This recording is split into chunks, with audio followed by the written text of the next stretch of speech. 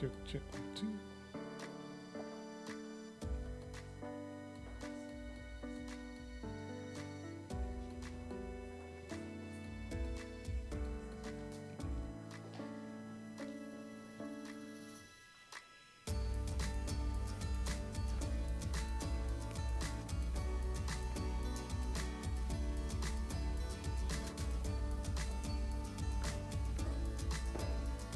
Good evening to everyone. Just to let you know that we are awaiting the arrival of one of the judges.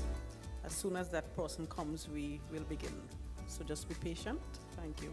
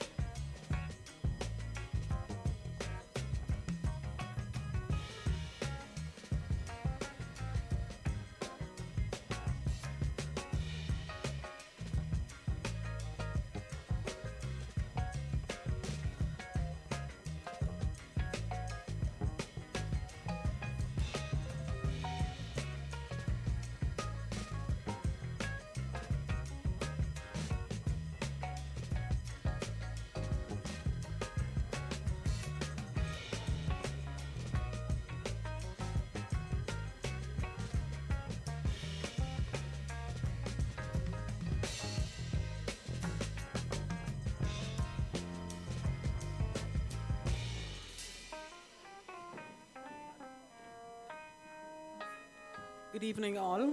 Again, I'm going to ask you to stand. We're going to start with a word of prayer. Let us pray. Father in heaven, we give you thanks and praise for this another opportunity to be here. to witness our young people deliberate on issues that affect us all. We thank you, O God, for the gift of knowledge and understanding, and we pray that as we use them, we pray that you will give us guidance and your protection and wisdom in all that is said and done here. Give each member of the debating teams clarity, help them to focus, help them to recall arguments so that they'll be able to put over the best rebuttal.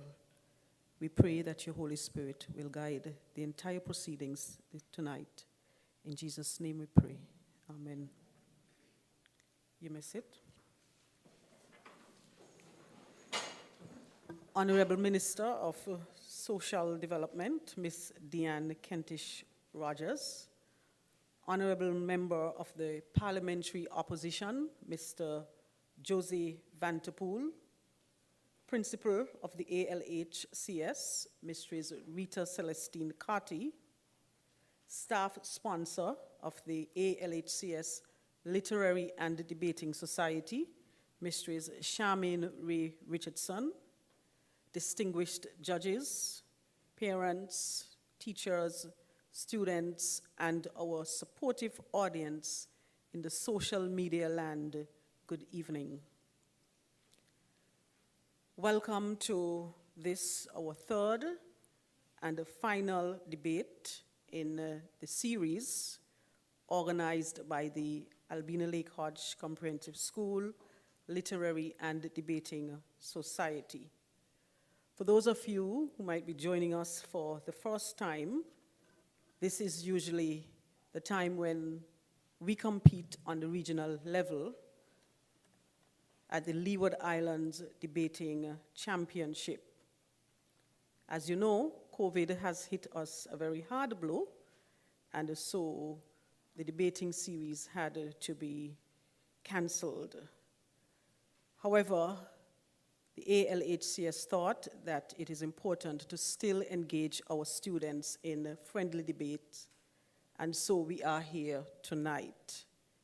I'm going to pause and ask that you applaud all of our students who have so willingly participated in the series, because we know that they could have chosen to do other things.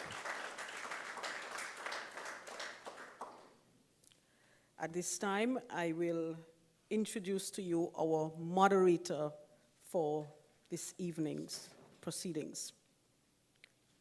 Farah Banks is employed at the Department of Information and Broadcasting, Radio Anguilla. Serving for over 25 years, she has worked as announcer, information officer, program manager, and is currently the station's director. Farah has been involved in theater since 1991 and has worked in several productions as a member of the Sunshine Theater Company. Since its introduction in 2010, Farah has been Anguilla's external examiner for CSEC, CSEC Theater Arts, and in recent years has extended that to Cape Theater Arts. Farah holds a diploma in mass communication from the University of the West Indies and a Bachelor of Science in Communications from Ithaca College. Please put your hands together and welcome Ms. Farah Banks.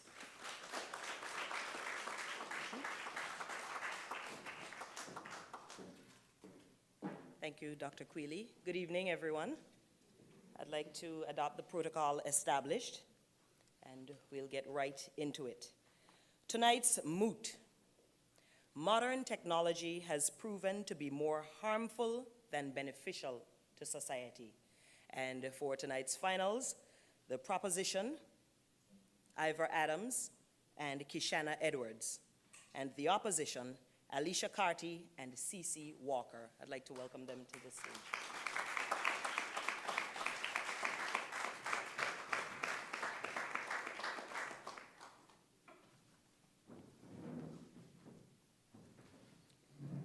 I'll go through the procedure. The leader of the proposition should make his case for a maximum of 10 minutes. The leader of the opposition shall then make her case for a maximum of 10 minutes. The second speaker of the proposition shall make her case for a maximum of 7 minutes, and the second speaker of the opposition shall then make her case for a maximum of 7 minutes.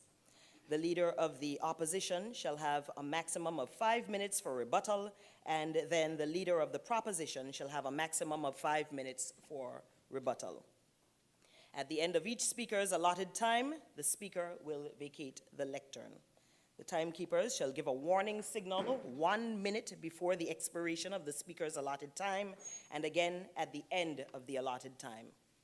Following the rebuttal, the adjudicators will be escorted to a secure venue for their deliberations, and deliberations should last no longer than 15 minutes.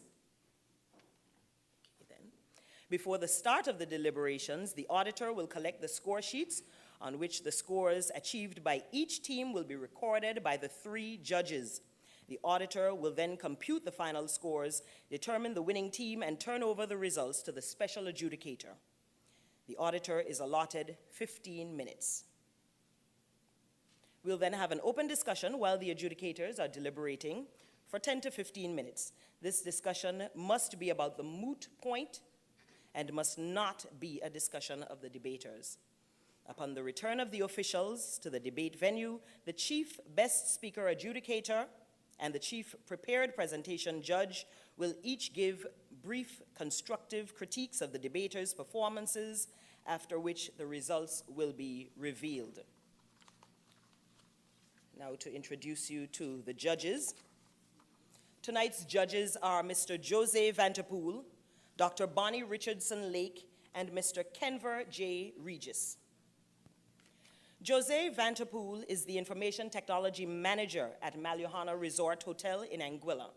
He holds a Master of Engineering in Computer Science from the University of Bristol, UK, where he achieved first-class honors. He also holds the distinction of being the Island Scholar Anguilla in 2014, as well as the valedictorian of his graduating class at the Albina Lake Hodge Comprehensive School in 2012. Mr. Vanterpool was appointed as first nominated member, an historic fact, as he was the youngest member ever appointed to the Anguilla House of Assembly since its inception in 1976. He also served as Deputy Speaker of the Anguilla House of Assembly. Mr. Vanterpool is presently a member of the opposition in the House of Assembly. His hobbies include debating and music, but he is a young man of wide-ranging interests and talents. Mr. Jose Vanterpool.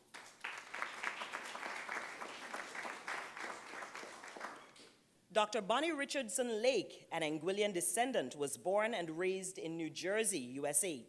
She completed her undergraduate studies at the Pennsylvania State University, where she received a Bachelor of Arts in Spanish and a Bachelor of Science degree in Individual and Family Studies. Dr. Richardson Lake continued her schooling at Columbia University in New York City, where she earned a master's degree in social work and a doctoral degree in health education. After working in reproductive health at the New York Presbyterian Hospital for over 11 years and serving as an adjunct professor at Columbia University, Dr. Richardson Lake moved to Anguilla. In January 2001, that was. In February 2001, she assumed the post of primary healthcare manager with the government of Anguilla. In 2004, she was promoted to the post of social development planner. On January 1st, 2007, she was appointed to the post of permanent secretary. She currently serves as permanent secretary with responsibility for education, library services, social development, sports, youth and culture, probation, and gender affairs. Dr. Richardson Lake has presented at several international conferences on topics such as reproductive health, HIV/AIDS, sexual abuse, social protection, and mental health services in primary health care settings, and she is the co-author of the publication Support Groups That Work. She appeared on the ABC television documentary about teenage pregnancy entitled Jackie's Dilemma. Dr. Bonnie Richardson Lake.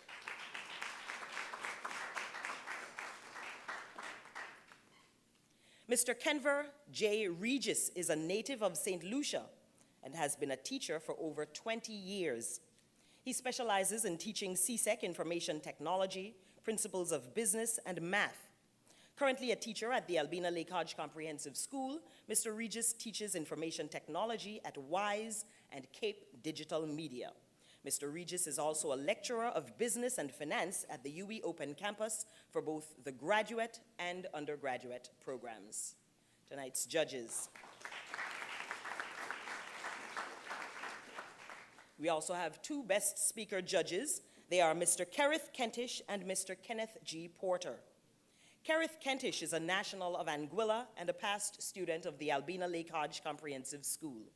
He is a past debater and member of the Albina Lake Hodge Comprehensive School's Literary and Debating Society. He is a managing partner at Joyce Kentish and Associates. Mr. Kerith Kentish. Kenneth G. Porter is a partner with the law firm of Sagis LP. He has been a legal practitioner in Anguilla for more than 20 years and is also admitted to practice in St. Kitts and Nevis and Jamaica. Kenneth debated at the intercollegiate level and also represented the Norman Manley Law School at the World University's Debating Championships.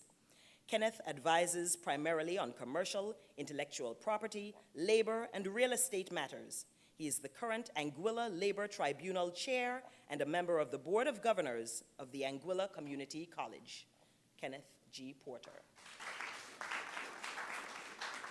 Those are tonight's judges. I'll remind you of the moot before we get right into the first speaker of the proposition, Mr. Ivor Adams.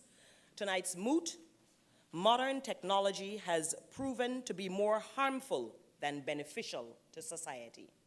Let's all welcome Mr. Ivor Adams, the first speaker of the proposition.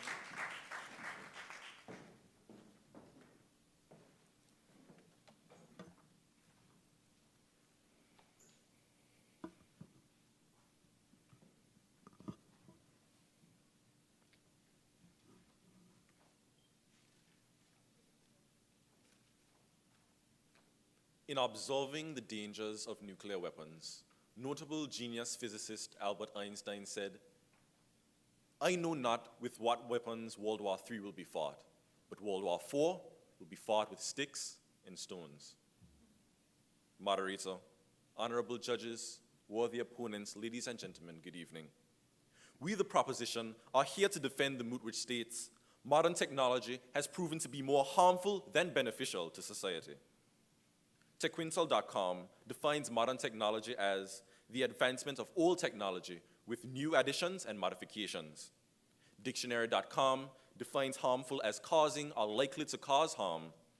The same source defines beneficial as resulting in good, favorable, or advantageous. Sociology.com defines society as a large group of interacting people within a defined territory, sharing a common culture. I will support this argument by demonstrating how, 1, modern technology has negatively impacted the global food market. 2, how modern technology has led to extremities in surgical procedures. And 3, modern technology has made mankind more efficient in self-destruction. My colleague will ably further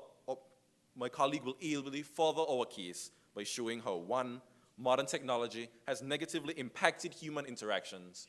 2, modern technology allows for rapid transmission of diseases. And 3, modern technology has led to the development and distribution of more deadly illegal drugs. Firstly, moderator, modern technology has negatively impacted the global food industry. Moderator, the old folks had a saying, "You are what you eat." For our sakes, let's hope that isn't true, because what we eat today is trash. So what does that make us? GMOs, genetically modified organisms, are plants or animals created by inserting genes from one species into another, known as gene splicing, a type of biotechnology often done in a laboratory. It is also called genetic engineering. Moderator, God-given foods are being enhanced or improved by geneticists and biologists to the point that even the insects won't touch them. But what does this say about our fruit, moderator, if we leave it on the table and not even the flies are willing to taste them? It is not suitable for human consumption. Vicky Waitless, in an article entitled Are genetically modified foods killing us? It states, and I quote, genetically modified foods make up 70% of the foods in the USA today. This is alarming, given the high risk involved in this untested technology. Moderator, the article goes on to say that these animals, when tested with these foods, sustain adverse medical issues such as, quote, hepatic, pancreatic, renal, and reproductive effects, and may alter hematological, biochemical, and immunologic parameters. Moderator, if we are what we eat. Then we wonder why our people are plagued with diseases such as diabetes and cancer. It begs the question, how many of our foods are being tampered with? Speaking of which, quote, if you munch on corn for dinner, cook with canola oil, or eat cereal for breakfast, chances are you are taking in genetically modified organisms. To some degree, everything is genetically modified. So says Omar Levy, a research dietitian in MD Anderson in a June 2014 post. In the scientific publication entitled Cancer, Roots in Our Foods, Gut Gastroenteral, Volume 1 by Aaron Singh, it states, the only way to avoid GMOs and pesticides is to choose foods that have certified organic on the label. Moderator, even our modern packaging of our foods is in question. Breastcancer.org's article, Exposure to Chemicals in Plastic, states, research suggests that all plastics leach chemicals into our foods if they are scratched or heated. It continues, research also strongly suggests that at certain exposure levels, some of the chemicals in these plastics, such as bisphenol A, BPA, may cause cancer in people. BPA also seems to affect brain development in the womb. In 2011, a study found that pregnant women with high levels of BPA in their urine were more likely to have daughters who showed signs of hyperactivity, anxiety, and depression. The symptoms were seen in girls as young as age 3. Moderator, we fully acknowledge that the technological improvements have helped to feed the poor and hungry of the world today. But moderator, there is no denying that some of these so-called improvements are poisoning our foods. Secondly, moderator, how modern technology has led to extremities in surgical procedures. Moderator, the proposition completely endorses the Moot. We are not claiming that technology bears no benefits to society, but with each improvement, there is a related loss. After careful examination of the facts, we must stand firm in our conviction that modern technology has proven to be more harmful than beneficial to society. Consider these extreme medical procedures. In the 2019 case of the bitter custody battle, where the mom said her 7-year-old son was now identifying as a girl, and the father says his son was being pressured by the mother to do so, the Telegraph reported, quote, Senator Ted Cruz of Texas called the case horrifying and tragic, and Senator Rand Paul of Kentucky said it amounted to child abuse.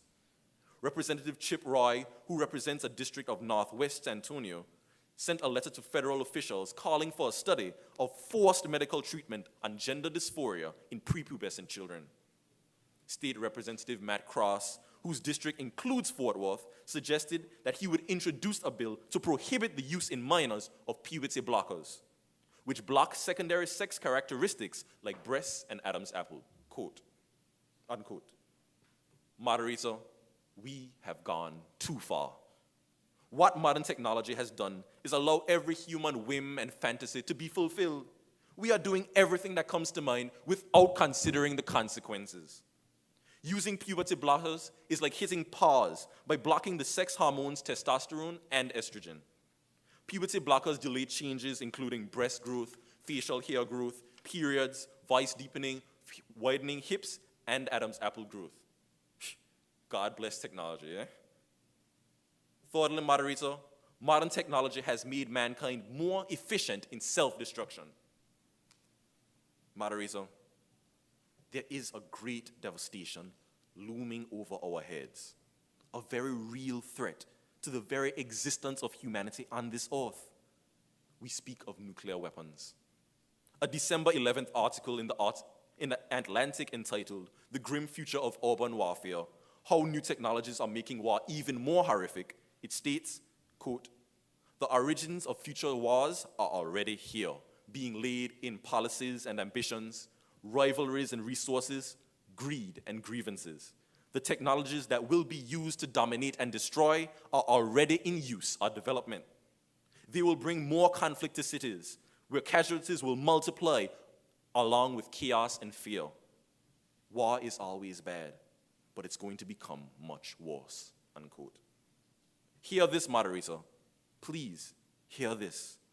The elders.org reported in an article entitled, "Nuclear Weapons Are Still the Greatest Threat to World Peace. NATO must take action now to protect humanity." Quote, "Across the world, there is a growing popular movement putting real political pressure on leaders to act boldly and urgently on climate. But the nuclear threat does not attract as much attention from politicians, policymakers, and the public. This is a grave mistake, because the risk of a nuclear war is higher than that at any time since the end of the Cold War," unquote. Moderator, we are destroying ourselves, not only globally, but locally and personally. At the ALHCS, phones are wreaking havoc in the classrooms. And off campus, how many girls have exposed themselves in nude pics? Many. Thank you, technology, for the fuel to power the electric generators that take us out of the dark. But what about when those fuel tankers spill and pollute our oceans, beaches, and aquatic life? Thank you, technology, for the machines that can push through forests, pile down rocks, and tunnel through mountains. But what about when rain falls on the loose dirt on the hills and the resulting mudslide covers the village? Moderator, there is something happening here, a sort of trade-off between allowing these technological inventions into our lives, accepting them, using them, appreciating them, and even loving them. But in return, we must apparently give up our privacy, our longevity, our safety, our intimacy, and our lives as we know them. Yes, this is an exciting, modern, technological world we have built for ourselves. But we must now decide if we can live in it, and if we can thrive in it, because it comes with a price. The evidence we have presented shows that that price is a steep one. For indeed, modern technology has proven to be more harmful than beneficial to society. I thank you.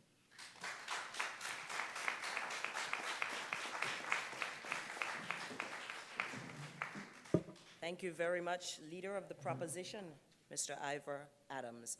I forgot to introduce our timekeepers for tonight. They are Mr. Franklin Brandon and Mr. Carl White. At this time, I'll call on the Leader of the Opposition, Ms. Alicia Carty.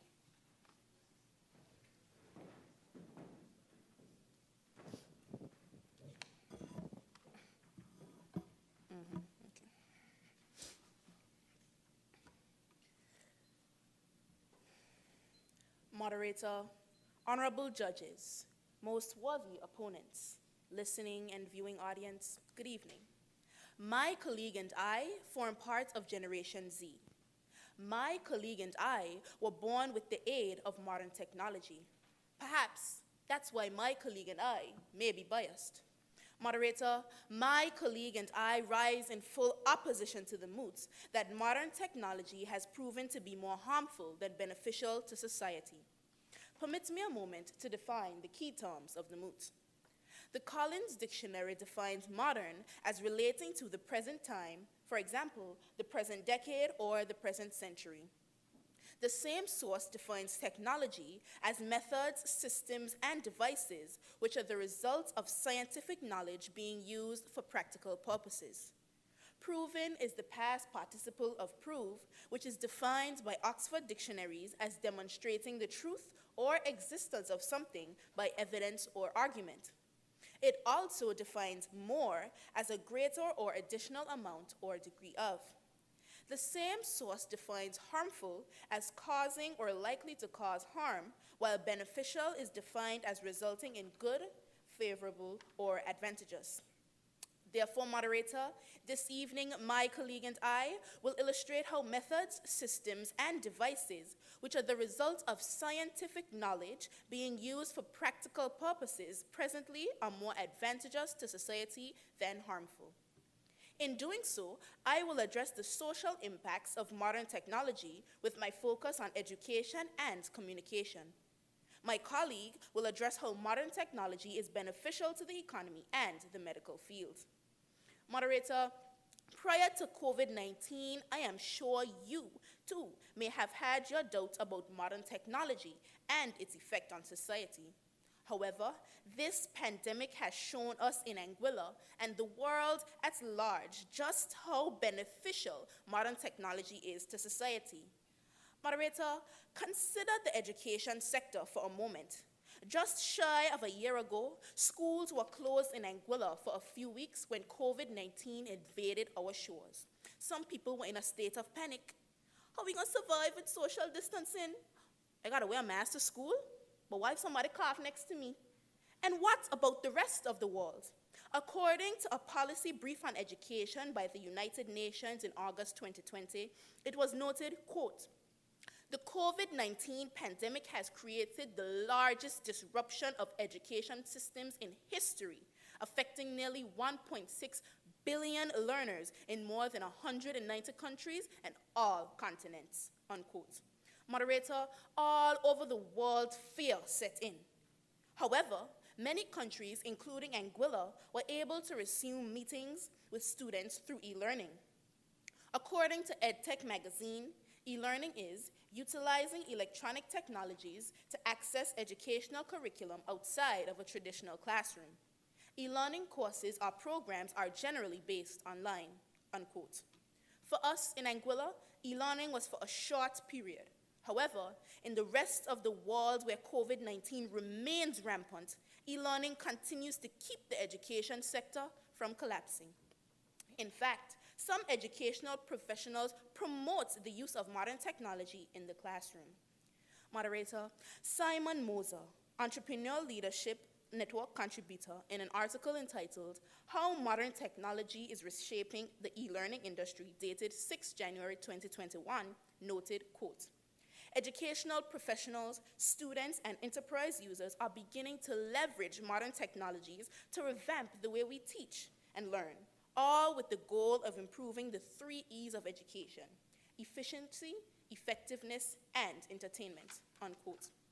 Moderator, it would be remiss of me if I did not highlight how modern technology is impacting the classroom. In the United States of America, some schools have introduced an educational method called adaptive learning. According to learninglight.com, the concept of adaptive learning is the delivery of education or training that utilizes technology and data to provide an individually customized learning program to students, intelligently adapting to their learning needs. In an article entitled "No More Pencils, No More Books" by Will Oremus, it was noted that artificially intelligent software is replacing the textbook and reshaping American education.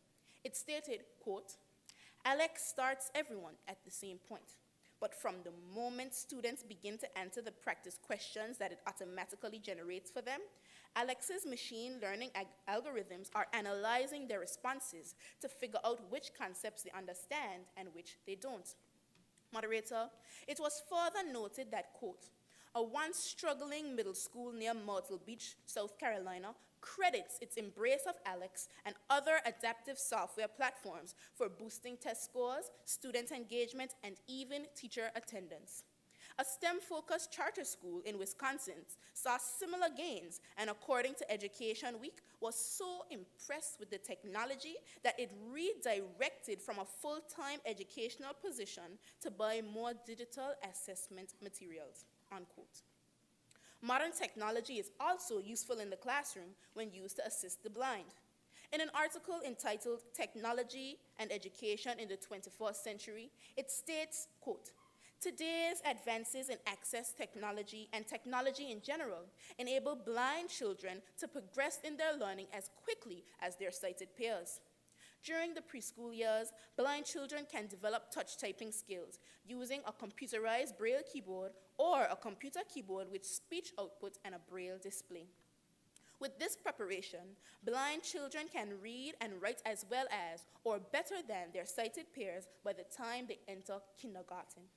Moderator, this is proof of modern technology being beneficial to society. In addition to the education sector, moderator, Let's look at how modern technology is currently benefiting us in this room. As a result of modern technology, I just don't have you and those sitting here in the audience as an audience. Rather, I am being viewed and heard all over the world. In an article entitled "The Role of Technology in the Evolution of Communication," dated 15th October 2019, Saul Rogers, the CEO and founder of Rewind, noted that, quote, "The internet has made communication easier and faster. It's allowed us to stay in contact with people regardless of time and location. It's accelerated the pace of business and widened the possibilities within the enterprise space. It's allowed people to find their voice and express themselves through social media, YouTube, and memes." Moderator, undoubtedly, modern technology has positively impacted the way we communicate. Saul Rogers also noted that humans have always found ways to communicate, from smoke signals to messenger pigeons to telephones. However, digital methods have superseded almost all forms of communication, especially in business. Moderator, in the world today, you are no longer restricted to a phone connected to a wall. Instead, your next phone call could be from your wristwatch while you jog. Your next business meeting could be from your laptop while you're at home or on vacation. In fact, during this COVID-19 pandemic, many businesses and organizations were elated to use platforms such as Zoom or Microsoft Meetings to stay connected and complete projects. In an article entitled "5 Benefits of Video Conferencing" by CommuniCloud, it was identified that, quote, "One of the most impactful technologies of the last decade is video conferencing. As much as 90% of the US white-collar workforce say they'd like to telework at least part of the time, and 36% say they would choose this option over a pay raise. But the technology isn't just attractive to employees. 94% of businesses that use video conferencing report increased productivity," unquote. Again, moderator, this is proof of modern technology being beneficial to society. Moderator, the proposition would have you to believe that modern technology has done more harm than good to society. To do so, the proposition has to prove with use of evidence that whatever harm caused by modern technology, if any, outweigh the benefits caused. Moderator, Nobel Prize winner Christian Lang once said, quote, "Technology is a useful servant, but a dangerous master." It is in this vein, moderator, that the opposition suggests that it is not modern technology that causes harm. Rather, it is the person using or misusing the technology. Take, for instance, moderator, a case of bullying on social media. It is not modern technology that's doing the bullying. Rather, it is the bully behind the technology hurting someone else. It is therefore erroneous to believe that modern technology could be more harmful than beneficial to society. Moderator, my colleague and I remain convinced that modern technology has not proven to be more harmful than beneficial to society. Thank you.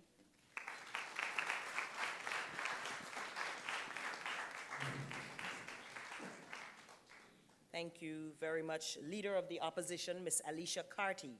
I will now call on the second speaker. Just a second.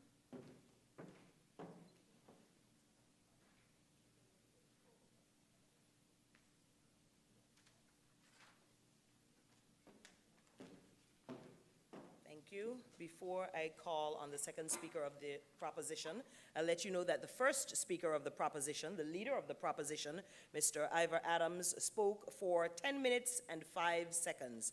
And the leader of the opposition, Ms. Alicia Carty, spoke for 10 minutes and 12 seconds.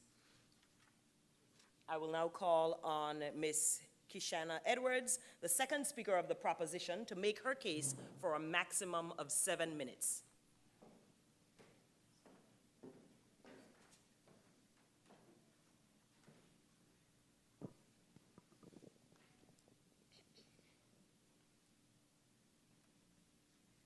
Kids Locks reported on May 8, 2018, quote, "Many studies have come to the conclusion that our physical, social, and mental health suffers because of the excessive exposure to technology," unquote.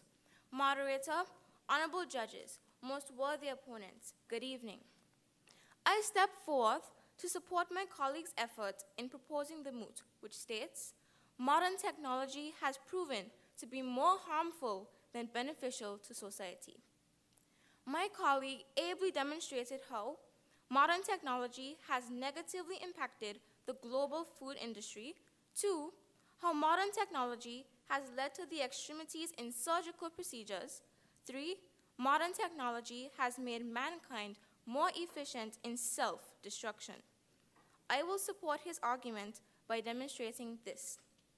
1, how modern technology has negatively impacted human interactions. 2, modern technology allows for the rapid transmission of diseases. And 3, modern technology has led to the development and distribution of more deadly illegal drugs. Moderator, let us first examine how modern technology has negatively impacted human interactions. Undeniably, moderator, technology has greatly improved our communication. Satellites, fiber optics, and supercomputers have connected people across the globe in an instant, textually, audibly, and visually. However, moderator, we applaud our inventions. As we applaud our inventions and celebrate each new gadget, each new model of the iPhone, it is obvious to us the proposition that technology has negatively modified human behavior by creating a real gap between people that is felt every day and reducing human intimacy. In a BrainSpire.com article entitled, "What are the effects of technology on human interaction?" written by DJ Wadinsky, published November 7th, 2019, it states, quote, "Virtual distance is a phenomenon where people are physically together but detached from each other due to being completely absorbed with their technological device. Human interactions and relationships have thus largely decreased, while intimacy and human-to-human interactions have been replaced with human-to-machine interactions," unquote. Secondly, modern technology allows for the rapid transmission of diseases. Moderator, let us pause to ask the question, how did the coronavirus spread so quickly and effectively to every corner of the globe? Was it the wind? Was it the birds or the clouds? Is it a mystery? Let me help you solve it. The Oxford University Press Health Emergency Collection by Isaac I. Bogach et al., written 2020, January 27th, reported, and I quote, "A novel coronavirus emerging from Wuhan, China in late December 2019 is currently spreading to other provinces in mainland China and international destinations across East Asia. At the time of writing, cases have been confirmed in Beijing, Shanghai, Hong Kong, Macau, and multiple cities in Guangdong province. Using 2019 data from the International Air Transport Association, IATA, it was noted how several cases have spread internationally via air travel to Japan, South Korea, Taiwan, Thailand, and the USA," unquote. Mystery solved, moderator, and modern technology is the accomplice in global catastrophe that has harmed so many societies, killing millions and crashing the world economy. While we applaud and celebrate the ease and speed of travel that modern technology brings, let us be honest enough to admit that this same technology has served as the perfect vehicle in turning a breakout to an epidemic and an epidemic to a pandemic. Thirdly, modern technology has led to the development and distribution of more deadly illegal drugs. Moderator, modern technology has given us a lovely gift in the form of more powerful, accessible, and lethal drugs. Here are a few examples as detailed on the notable medical website, webmd.com, in an article entitled, "Street Drugs, Know the Facts and the Risks." Number 1, crocodile. It's a man-made form of morphine, about 10 times stronger. It's a combination of several harmful chemicals, including codeine, iodine, gasoline, paint thinner, lighter fluid, and others. What are the effects? Crocodile is named for the crocodile-like appearance it creates on the skin. Over time, it damages blood vessels and causes the skin to become green and scaly. The tissue damage can lead to gangrene and result in amputation or death. Number 2, crystal meth. Meth is a white powder that users swallow, smoke, snort, or inject. The physical effects include chronic abusers often suffer from anxiety, confusion, insomnia, hallucinations and delusions, and paranoia. When used during pregnancy, it can cause spontaneous abortion, low birth weight, birth defects, and a baby born addicted to the drug, unquote. Moderator, never have we seen drugs of this lethality or that cause such a wide range of effects and defects. And note, these drugs were not merely grown and wrapped in banana leaf and smoked. These were manufactured, refined, and chemically enhanced to provide a higher high. According to the 2020 World Drug Report, there are around 270 million people worldwide using illegal drugs. Additionally, with the modern high-tech speedboats that the billion-dollar cartels use to do their drug running, the Coast Guard has no hope of stopping these shipments. Need we say more? Need we say more? No. Indeed, modern technology has proven to be more harmful than beneficial to societies. Thank you.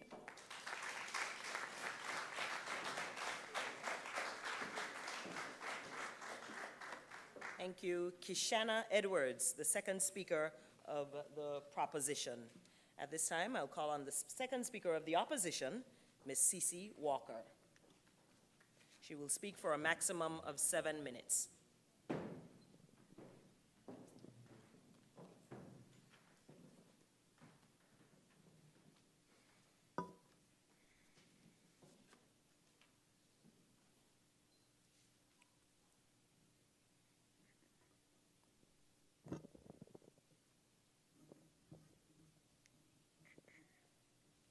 Moderator, honorable judges, worthy opponents, listening and viewing audience, good evening.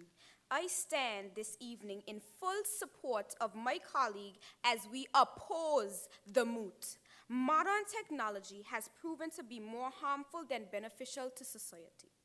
My colleague has already provided evidence on how modern technology has proven to be extremely beneficial to society when considering the education and communication sectors. I will show you how modern technology has also been proven beneficial to the tourism sector, thereby boosting the economy. I will also address the use of modern technology in medicine. Moderator, as mentioned by my colleague, for the past year, COVID-19 has incited fear in persons, not just in Anguilla, but across the globe. Many territories have been facing significant decline in economic activity. Seriously considering countries considering the vulnerability of the tourism sector. Luckily, moderator, modern technologies has given rise to a different type of visitor, the digital nomad. In a September 2020 study by H. Ogler of ResearchGate, she stated that, quote, the term digital nomad describes a category of mobile professionals who perform their work remotely from anywhere in the world, utilizing digital technologies, unquote. Moderator, this lifestyle is on the rise as more professionals embrace modern technology and take advantage of the opportunities to combine work with travel. Further, it has been proven that this practice, fact, benefiting the economy. According to Jill Menz in her article entitled, Digital Nomads Are Helping Fuel Recovery in the Middle East, dated the 25th February 2021, she noted, quote, Dubai has become a destination for digital nomads, looking to live and work in one place for an extended period of time. Since Dubai announced its reopening in July 2020, French travelers were forced to flock to the region, with travelers climbing up by 83% by mid-October, unquote. Moderator, according to Men's, Dubai introduced a digital nomad visa on the 14th October 2020 to attract travelers from affluent markets looking for longer stays. Moderator, that is one positive impact of modern technology on the economy. Surely there are more. Now, moderator, let us have a look at how modern technology has affected the world of medicine. In the University of Illinois, Chicago, in an article entitled 5 Ways That Technology is Improving Health, stated, quote, "It could be argued that all of the ways technology has improved the lives of humans across the globe, none are as important as the technological advances in medicine. From the invention of X-ray machines to the advances in surgical practices, technology has made us healthier and increased life expectancies," unquote. Moderator, this evening, I wish to highlight one aspect of modern technology in medicine that is on the rise. That is telemedicine, also known as telehealth. Telemedicine refers to the methods of advancing healthcare based on telecommunication technologies. In an article entitled, "How Technology is Addressing Modern Healthcare Challenges," dated the 23rd April 2020, it was noted, quote, "Today, global events have forced the healthcare industry's hand. We have witnessed the sudden rise of telehealth platforms, the use of artificial intelligence in diagnosis, and realize the importance of secure, reliable, and timely data enabled by modern telecommunications," unquote. What is worth noting, moderator, is that telehealth actually works. According to the University of Illinois, Chicago, quote, "Another study published in Chest Journal show patients in an ICU equipped with telehealth services were discharged 20% faster and had a 26% lower mortality rate than traditional ICUs," unquote. Once again, moderator, we see a proven benefit of modern technology in society. What is also interesting, moderator, is that something as simple as a Fitbit watch or a smartwatch has been proven to improve one's health overall. The technology of wearing a watch that monitors your heart rate, your sleep quality, and exercise has been well received by fitness trainers, doctors, and the working mom too busy to exercise. The study by the University of Illinois, Chicago noted, quote, "These devices collect data which helps doctors and patients alike monitor and assess the health of the wearer," unquote. Moderator, while the proposition would like you to think differently, I am certain that based on the evidence presented by my colleague and I, you are now convinced that modern technology has not been proven to be more harmful than beneficial to society. Thank you.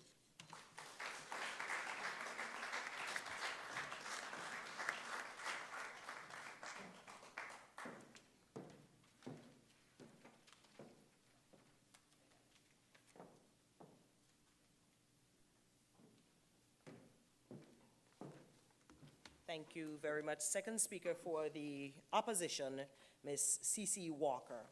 The second speaker for the proposition, Ms. Kishana Edwards, spoke for 7 minutes and 3 seconds, and the second speaker of the opposition, C.C. Walker, just spoke for 6 minutes and 49 seconds. At this time, I will ask for 5 minutes of absolute silence so that our debaters can prepare their rebuttals. And I'll remind debaters to address the moderator alone. And we expect neutral language and no insulting or abusive language from our debaters in the rebuttal. So please, 5 minutes of absolute silence.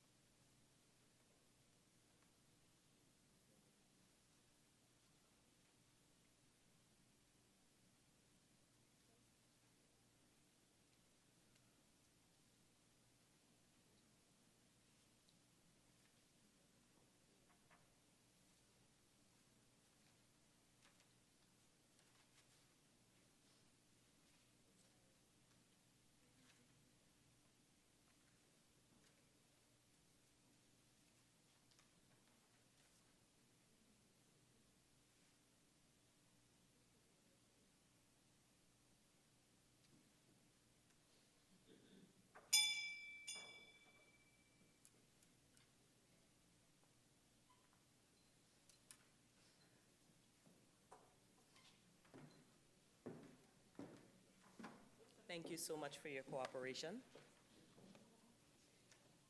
Next, the leader of the opposition will have a maximum of 5 minutes for rebuttal, and then the leader of the proposition will have a maximum of 5 minutes for rebuttal.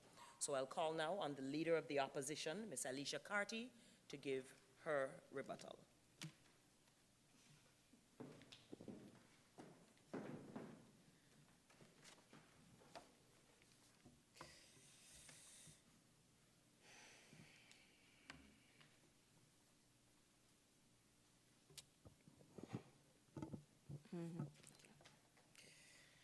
Moderator, judges, opponents, hello, I return.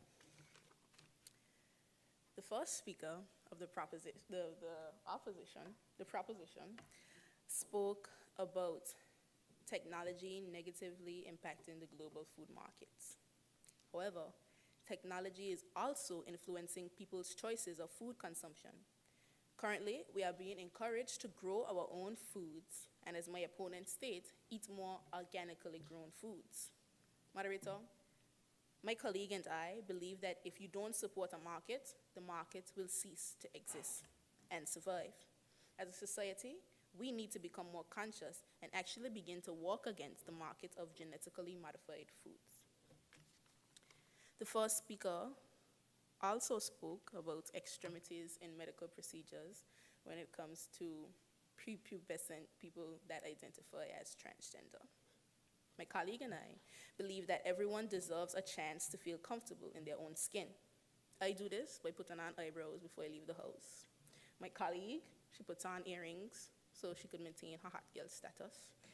And we feel that there are people in the world who can't just do simple things as this to feel comfortable in our own skin. Studies have shown that the later hormone blockers are used in the bodies of prepubescent transgender people, the harder it is for them to convert. So I feel, my colleague and I feel that everybody deserves a chance to be comfortable in technology. That's not a negative thing.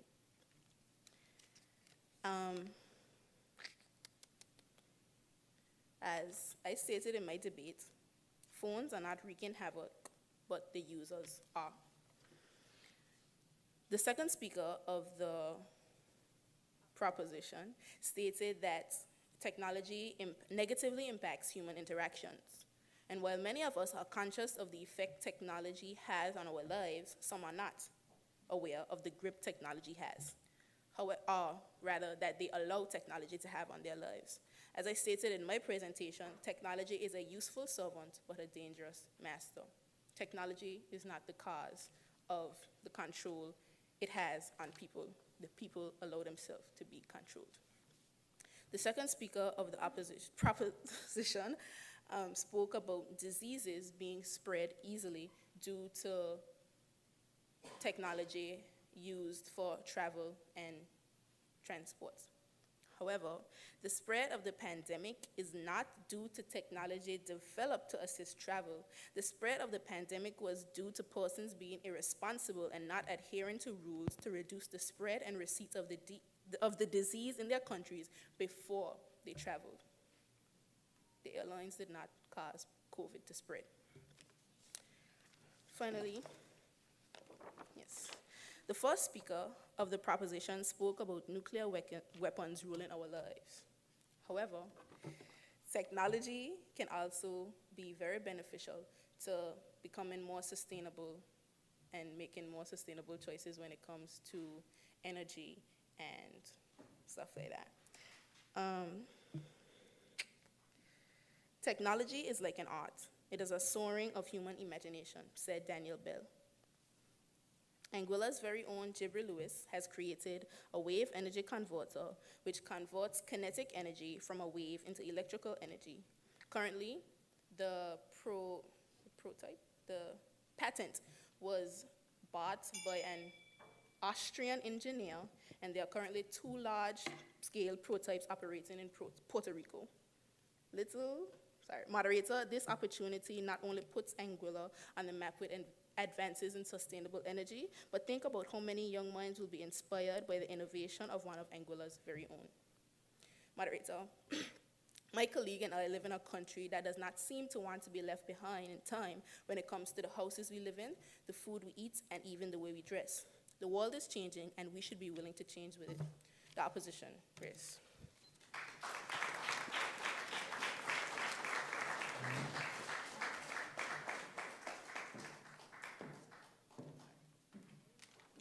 Thank you, Alicia Carty, Leader of the Opposition. She spoke for a total of 4 minutes and 35 seconds. I'll now call on the Leader of the Proposition, Ivor Adams, to give his rebuttal. He has a maximum of 5 minutes.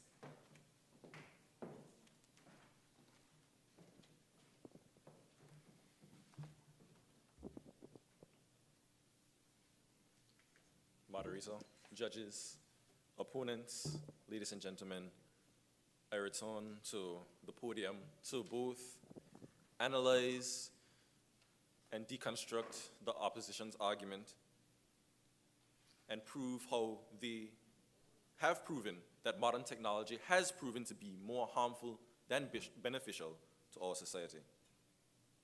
I will restate the moot for modern technology has proven to be more harmful than beneficial to society. Moderator, the proposition, we are not saying that technology has no benefits whatsoever. We admit technology has benefits. And according to the moot, we are just trying to prove that the harms technology causes are more than the benefits. The opposition, however, seem to only analyze the benefits that comes with technology and has not in any way identified the harms that technology has also produced. They have only analyzed half of the moot. The first speaker of the opposition stated that technology can be used in school. She gave the example of video conferencing during the COVID pandemic. And once again, we agree, this is a benefit. However, there are also harms that come with this. The integration of internet during school. I personally have seen this in my own IT class. I sit in the back. I look forward, there's my teacher, she's teaching, and I look over, there's video games being played on this computer, someone scrolling on a website on this computer. And yes, however, it might benefit that we can watch videos during our class, but we can also be distracted, and there are so many other things that are available to us via the internet, not just the one benefit of the education purposes. She also mentioned that this debate is being broadcast live, and we, the proposition, do admit this is a benefit. However, I will refer back to my colleague's debate, as she stated. Moderator, we applaud the inventions and celebrate each new gadget, each new model of the iPhone. It is obvious to us. The proposition that technology has negatively modified human behavior by creating a real gap between people that is felt every day and by reducing intimacy. Some might say, moderator, these cameras allow much more people access to these debates tonight. But some can also say, because of the cameras here tonight, this is why the auditorium may be half empty.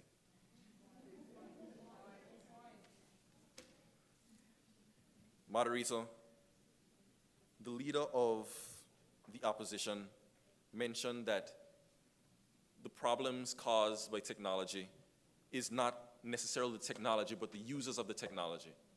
Moderator, if we look at the extreme but real example of nuclear weapons, without a nuclear bomb, I can't just go and take out Russia. Technology has provided not only a medium, but it is the reason for nuclear war. President Trump alone or President Biden can't say they're going to take out Russia if they do not have a nuclear bomb. Technology is the cause for nuclear warfare, not just people alone. The second speaker of the opposition stated that technology has increased life expectancy. And we, the proposition, do agree. Technology is now, in the medical field, is helping increase life expectancy. Moderator, we have so many things here on this paper, we can't even finish them all in the 5 minutes, but we do want to end with this. Modern technology has proven to be more harmful than beneficial to our society. I thank you.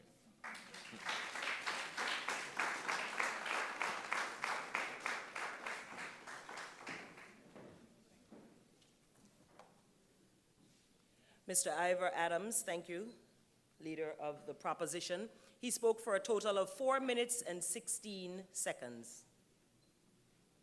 So thank you so much, debaters. At this time, I will ask our judges. We have 5 judges in total. Just to remind you of the judges, they are Dr. Bonnie Richardson Lake, Mr. Jose Vanterpool, and Mr. Kenver J. Regis, and the best speaker judges, Mr. Kerith Kentish and Mr. Kenneth G. Porter. They will now be escorted out so that they can have their deliberations, which will last no longer than 15 minutes.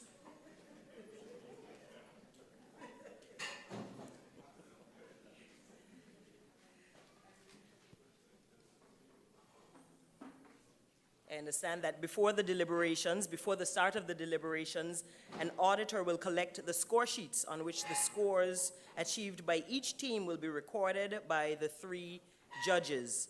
The auditor will then compute the final scores and determine the winning team and turn the results over to the special adjudicator. The auditor is allotted 15 minutes.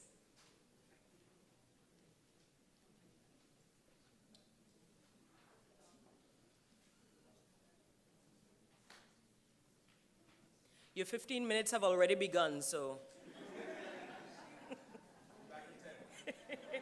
Good. Awesome, even better. So at this time, I'd like us to have an open discussion about today's moot and this evening's debates. We can talk about the 3 days of debates if we wish. Let's just take up this 15 minutes, please. I'll remind you of the moot. There should be a cordless mic going around. Gaff has it, and whoever wishes to speak can just raise your hands, and there you go. All right. Just to remind you of the moot, modern technology has proven to be more harmful than beneficial to society. Good evening. I just want to commend the competitors tonight on a job well done, and the competitors, every night thus far. I absolutely love debating, and I love to see our young people commanding the stage with such confidence and, presenting their arguments to us. It's really fantastic. So I just want everybody to give them a round of applause once again. Good job. They did do a wonderful job, all 3 nights. Kudos to you. Kudos to the Literary and Debating Society of the Albina Lake Arch Comprehensive School. We know that this year the debates were supposed to be held in St. Kitts, and just to keep our debaters on their A game, they decided to have local debates, a series of local debates for the past 3 nights. So that's just awesome. And we know Angola has the best debaters in the region. Yeah, sure that now. Without a doubt. But then in reference to tonight's moot in particular, I find it pretty interesting. I am more inclined to typically disagree with the moot, but it still leaves food for thought, right? And I'll just reference a few things because I heard a definition earlier, I think it was by the proposition for harmful in particular, where it speaks about the capacity to do harm, not just, having done harm already, but the capacity to do harm.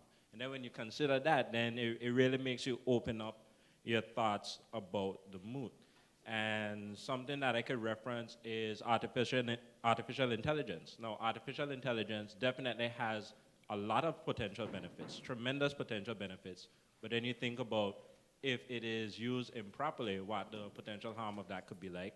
And then another thing is the reference to nuclear weaponry. When you consider potential harm, nuclear weaponry is probably the most immense threat to humanity that there is. I don't think there's anything bigger when you speak about technology that could literally just wipe out everything. So if that's improperly used or improperly managed, we could see tremendous negative impacts there. And something that I didn't hear reference in the debates tonight, but what you could also think about is climate change. The way that modern technology contributes to climate change, but then on the flip side, the way that new advances in modern technology would be how we combat climate change. So it's just, it's a lot to consider, and I just think the topic overall is very interesting. Indeed, indeed, agreed. More comments? Again, I'd like to reiterate what Shama said. I want to congratulate the debaters. Every night I've come here, and I've become more and more impressed.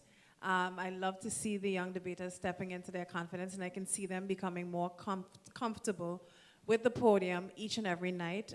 I see them connecting with the audience more and kind of growing in their debating style, their individual debating style. So I really enjoyed that, and I want you to give them another round of applause.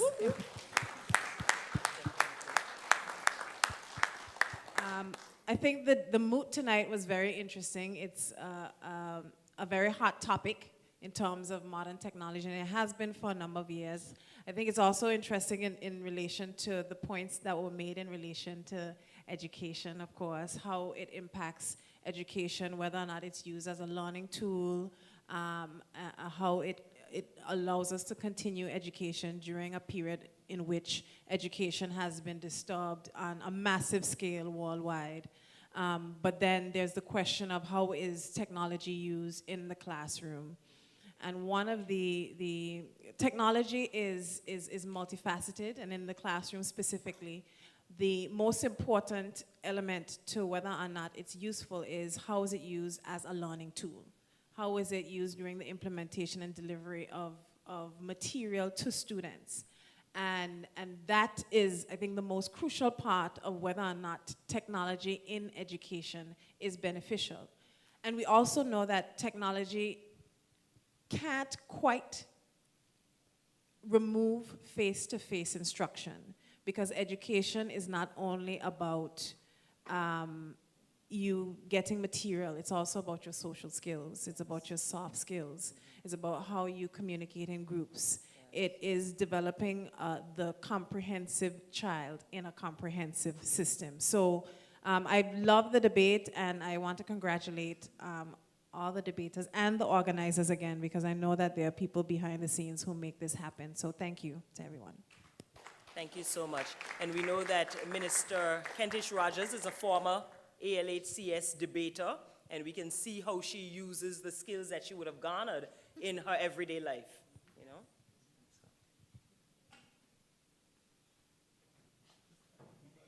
Dr. Quealy?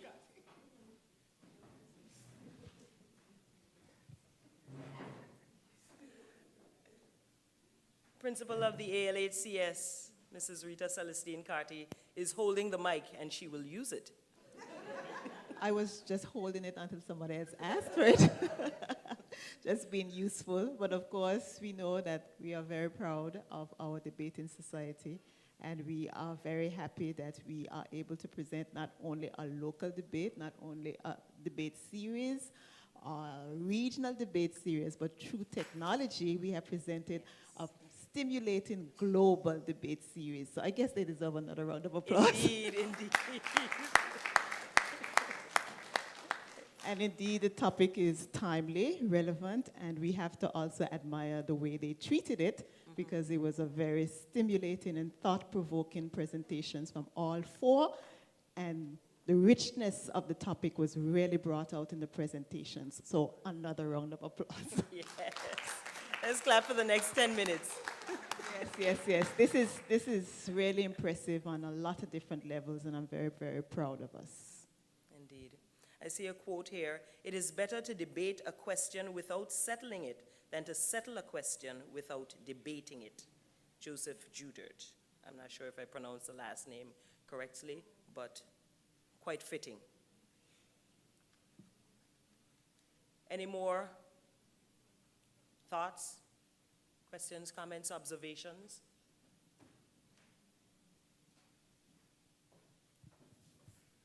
This is a question that I'm opening, I'm asking the question, in relation to the moot, because we've seen from both sides, from both debaters, the question of how we measure benefit versus how we measure harm. And I'm wondering if we measure benefit, if it's okay for us to measure benefit in relation to efficiency solely. Because technology has allowed us to be more efficient. It has allowed us to connect faster, to do business easier. But is that the hallmark of how we measure benefit to society? Interesting.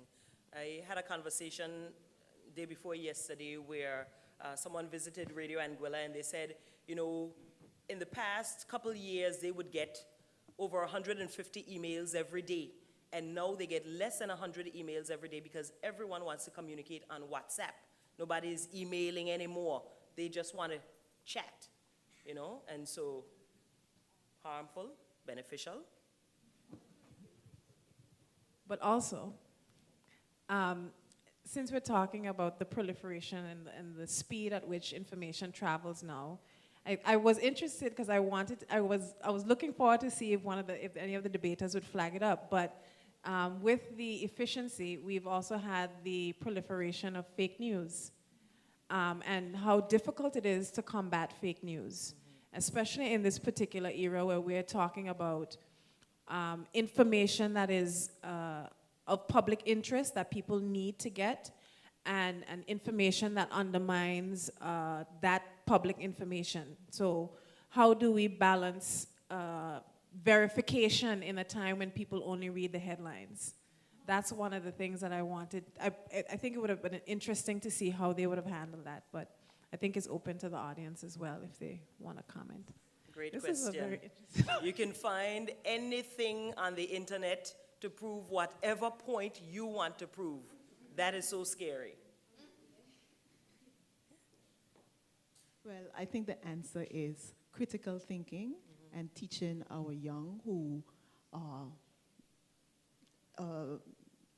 native to technology. You know, we know a time before that, so we know about checking sources, etc., and figuring out who said it and what is their expertise. So this is what we have to teach people. You don't just read something and because it's written, it's true. You have to look at the source, look at the currency. Is it valid? Who is the expert or non-expert? And then you make up your mind on whether you're going to accept it or not. So a lot of critical thinking has to be taught in order to combat, as the minister said, the real possibility for misinformation in the modern world. Indeed. And you mentioned the time before all the technology. I remember being at UE with a state-of-the-art typewriter. My typewriter had a screen big like this, and I could see my words and edit before printing. You know, I thought I was in something. I had to go to the library on Monday morning before 10 o'clock to sign out the computers to get the internet for the whole week. If you want to use the computer on Thursday evening, you got to sign up before 10 o'clock on Monday morning in the UE library, and everybody was there to sign up. Everybody wanted the few computers that it had, you know? And everybody wanted to use my, you know, high-tech typewriter. I left Anguilla, you know, did my typing classes, and I was, you know, everybody wanted, yeah, come in, J4, yeah, come in. You go ahead, you can use my, no problem, you know? I remember to talk to my cousin who was in New York, I would call my father, he would call me back, and then call her on three-way, and then he would just put the phone down and say, okay, give us 20 minutes, Daddy, you know? And we had to have our conversations. Sometimes private things had to come out in gibberish, you know, because that's the only option we had at that time, you know? And then I remember then when I had to go on to further my education, when it was computer time and Y2K was coming up, and I was like, nah, I ain't want no computer. I good with my typewriter. I was good with my typewriter. I can't believe it now. I was like, nah, I ain't want no computer. I want that Babylon thing, nah, that ain't for me. I ain't gonna stay, I cool, nah. But here we are, and we have to be here, you know? So share your stories. And even in the delivery of the sources, you note that many of the sources were .com. When I assisted in preparations for debates, Mr. Adams' uncle, I remember being in the community center with loads and loads of material, books, and going through magazines and all of that. Now they just, Encyclopedias, that was our internet. I'm sure they use their phones to do their, you see, so, but just to comment, if, in terms of how do we measure benefit, I think that's a very good question that I think will have me thinking for quite a while in terms of striking the balance. Because in the debates, they spoke about the medical advances and also the detriments in terms of how those could be used. And for me, is it then that when we consider, is it the man, how we use it, or is it that, yes, we can even go further when we look to benefit humankind with all the advances that we're undertaking? So it's a dilemma. It certainly is. You know, the whole connectivity. I speak to my friend in England every day. You see what I'm saying? I call and say, my clothes getting too big. Right? Just for me. You know, so for me, it's a fascinating topic, and for a long time I only saw the benefits. So yeah. And I think we're very blessed, especially the older ones of us who would have known what it was like before and what we have now. Yes, I see. Okay, Michaela, and then, Teacher Tracy. Thank you. Again, congratulations, high commendations to the debaters tonight. Excellent job to all of you. I am very struck by something that was presented tonight, the quote that said, technology is a useful servant, but it's a dangerous master. And I have a personal philosophy that there are very few things in life that are inherently good or inherently bad. A lot of things you cannot judge right off the bat if something is inherently good or inherently bad. It all depends on your perspective. Technology is a tool. Tools are meant to be used, but they are sometimes misused. And in many cases, they're misused because of sheer ignorance. They are maybe willfully misused. You can train people to use them correctly, and there are people who create these things with an intention for use or an intention of how it should be used. So at the end of it, I think it's, for me, for this Moot, it was important for me personally to remember that technology is a tool. I personally believe that the Moot hinged on the word proven. It is proven more harmful than beneficial. And I believe I would have liked to see a bit more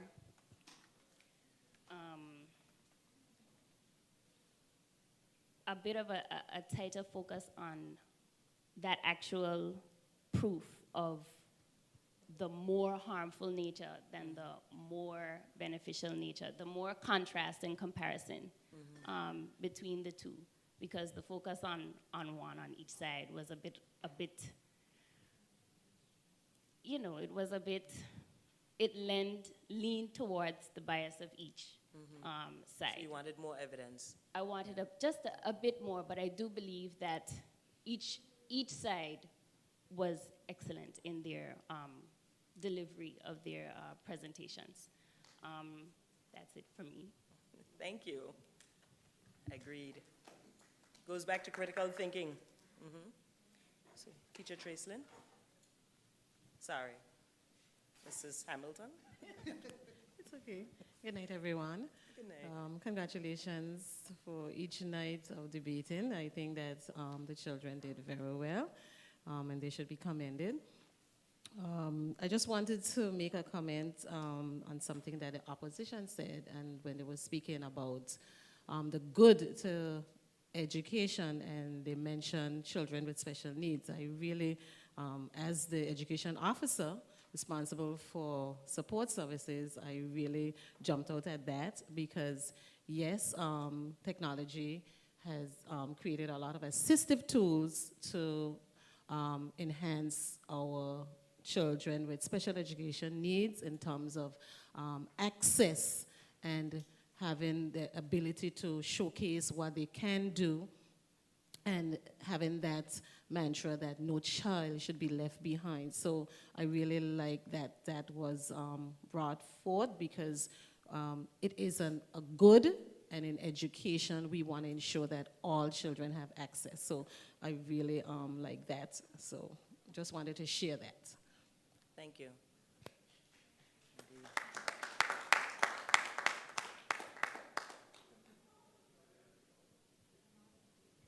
Pass the mic on. Whoever grabs it, they got to speak.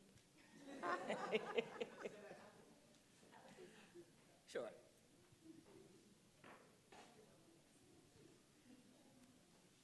You're the official mic girl. Thank you. Good night to everyone. Good night. I don't think that this could have been said enough tonight, but I think that all of the debaters must be applauded for a job well done. And I have to recognize Ivor. He's one of my farm students, and I'm very proud of his performance tonight, as well as the other debaters.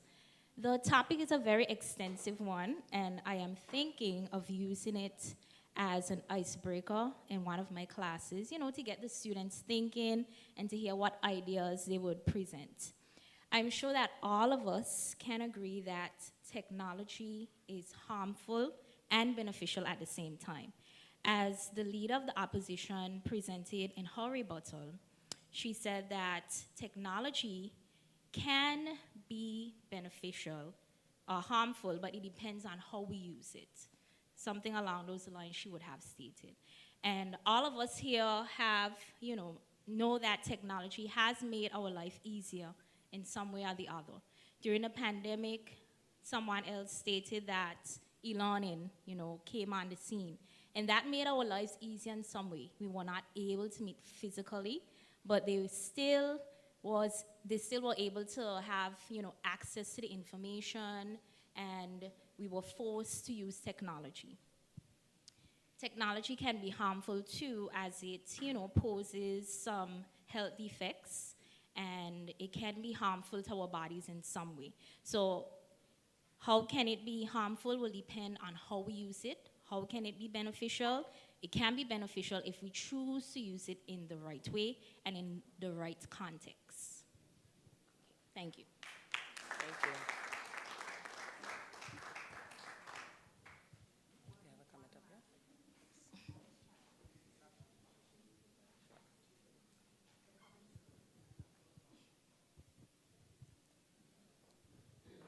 Okay, this is the last time I'm going to speak. No.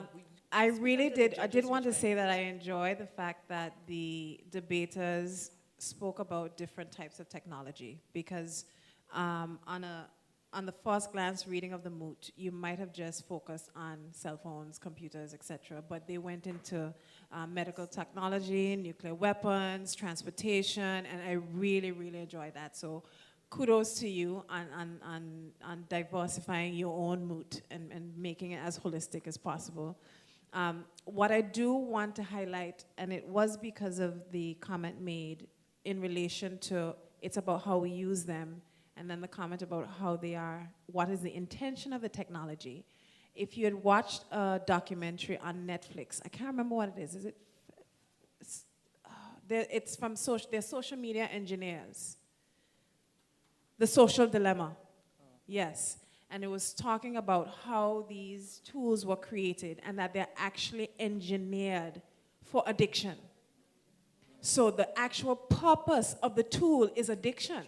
So when you think about the intention behind a tool being created and the fact that human behavior falls within the pattern and that it's easier for behavior to fall in the pattern than outside of the pattern, then that would have been, I think that could have been another area for exploring that harm versus benefit when the intention of the tool is actually to encourage addictive behavior. They've succeeded.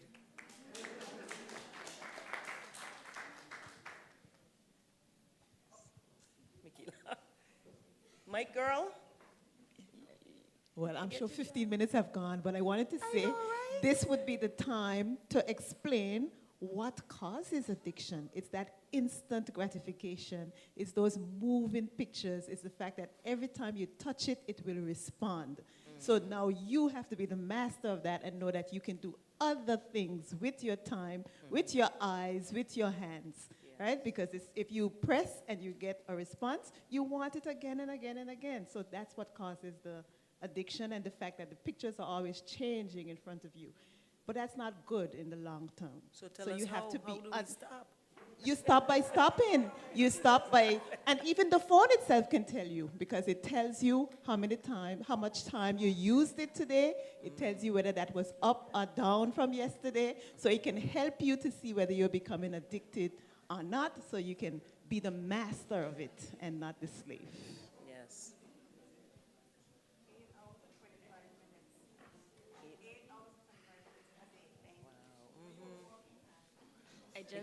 I just have one more thing to say to all of the literary inclined people, those who like to read.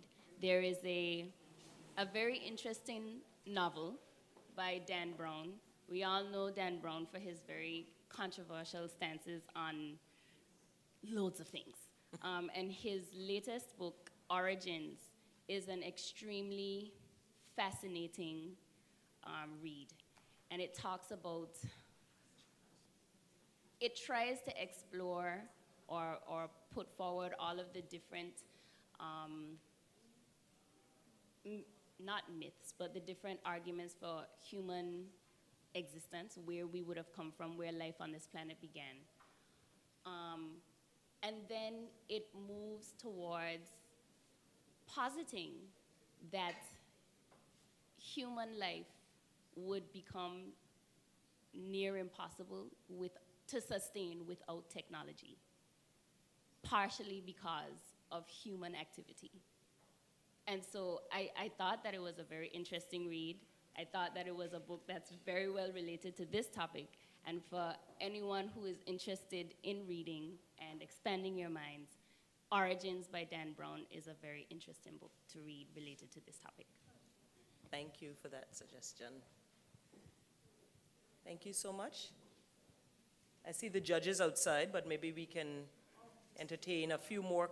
Okay, go ahead, keep talking. Keep talking, Michaela. You put me on the spot. Origins by Dan Brown.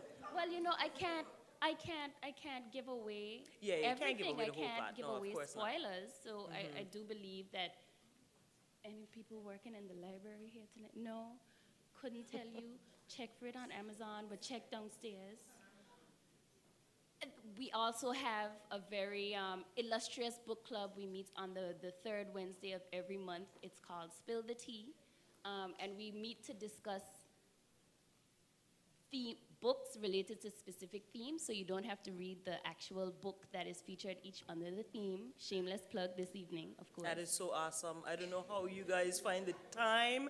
I see this on Facebook all the time. I'm sorry, Mrs. Carter, I'm addicted. But I see you guys reading new books every month, and I'm like, how do people find time to read? Force yourself? Wow. I don't read a book, I just attend. You attend? Oh, how do you discuss without reading the books? English B played a huge role in that. That's what it is. Awesome. So Spill the Tea Book Club. Yes. Every Thursday? Every third Wednesday of the month. Every third Wednesday of the month. Yes. And where do you meet? We meet at the Tea Box Lounge at 6:30 p.m. And what book are you discussing this month? See if you could tie it into the Moot, because that's what I'm supposed to do. Oh, well, I'm terribly sorry, but as next month's theme has nothing to do with technology, terribly sorry. It's a book about, you're supposed to read a book about a villainess. So the feature book this month is Gone Girl. think that's a spoiler, but okay. And you can read that online. Yes, you can. Technology. Buy it in. Kindles.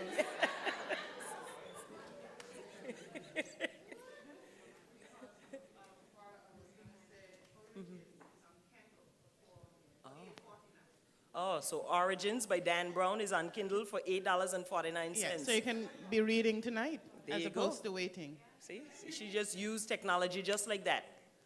Bring up the book. Yep. Anyone else? We see the best speaker judges seem to be ready, but the other judges are not back as yet. Yeah. They are back. I didn't think I would get through this 15 minutes, so I really don't know what I have to do next. Okay. Well, welcome back. We are very happy to have you back. I believe that the debaters are very anxious. You know, they would have, put in so much work for weeks. And yeah, let me try to see what I have to do next. I was never a debater, but I think I could have been a good second speaker. I ain't going up for them rebuttals. That's the scary part, right? Yeah. That's what I'm dealing with right now. Okay, so we had our open discussion. And the chief best speaker adjudicator, I believe, is Mr. Kerith Kentish. And the chief prepared presentation judge, they'll give brief constructive critiques of the debaters' performances, after which the results will be revealed. So, are we ready? Okay, Mr. Kenneth G. Porter is the chief best speaker adjudicator. Let's welcome him to the stage. Good evening again. Thank you for your patience in waiting for us, judges. I understand it can be quite a task to sit in here and discuss all the very interesting things while you wait and eagerly wait. Anyway, on to the good things about tonight. Overall, we thought that the teams presented themselves very, very well. We took note of the fact that they were much more improved than previous nights, and we thought that they took some of our hints, some of our suggestions into consideration, and we felt that they spent time practicing and preparing. And so, kudos.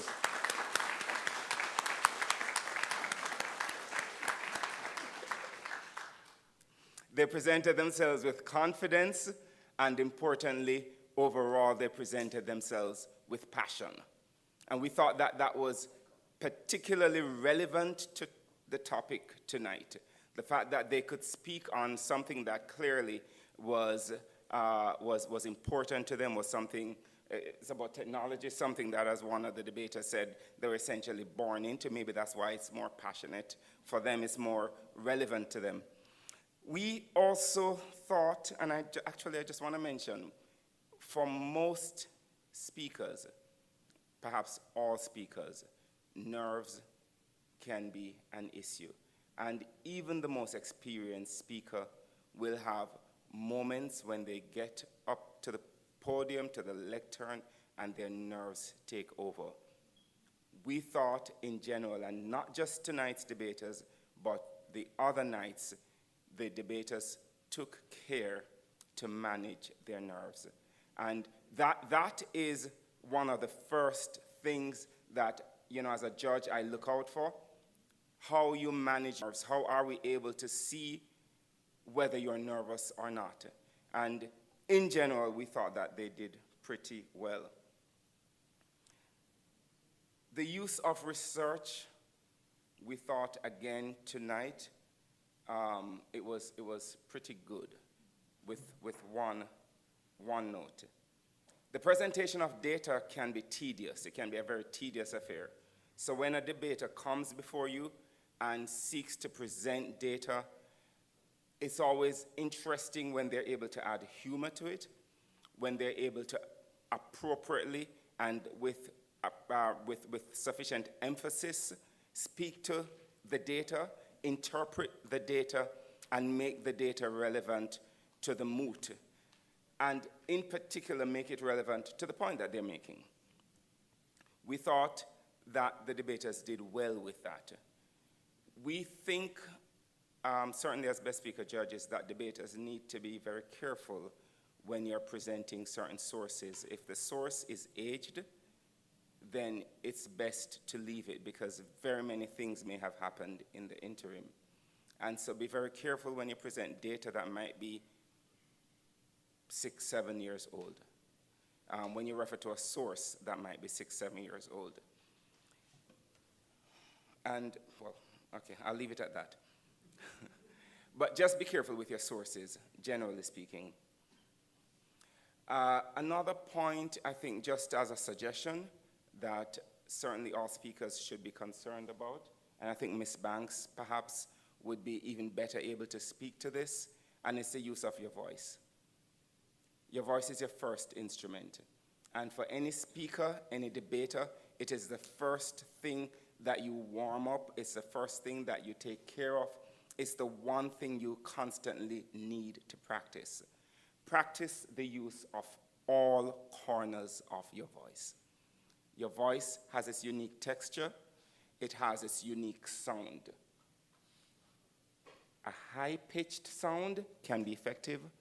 A low sound can be effective. So you emphasize and you work around your voice. Spend time in the mirror, in front of the mirror. Spend time with a recorder. Spend time with a recorder on your phone, whatever it is, and just practice speaking, practice emphasizing, practice volume, practice softness, practice all these things. It will help you. Okay? Now, on to the meat of the matter. We had a hard fight again, as sometimes only lawyers can. But ultimately, we agreed and we tallied our numbers, and the auditors were very helpful. And we have concluded as to the best speaker of the night and as to the best overall speaker. And I can tell you, the overall best speaker is also tonight's best speaker. Thank you very much. Have a good evening. Actually, the overall best speaker tonight, I am pleased to say, is the leader of the opposition, Ms. Carty. And she's also the overall best speaker.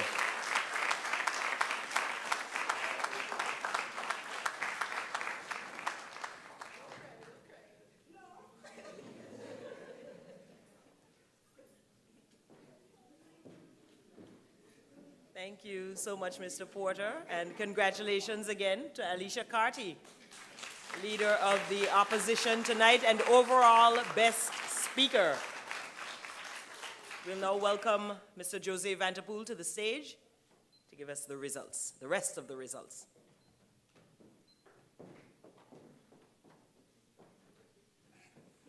Good evening, everyone. Now, Mr. Porter would have mentioned the fact that management of nerves is something that no matter how confident or how many times you would have spoken, it's something that you always have to deal with. Even now, I can feel my heart beating quickly, so I have to give special commendation to all of the speakers tonight because I completely agree with them. They did an excellent job in terms of management. They all appeared very confident.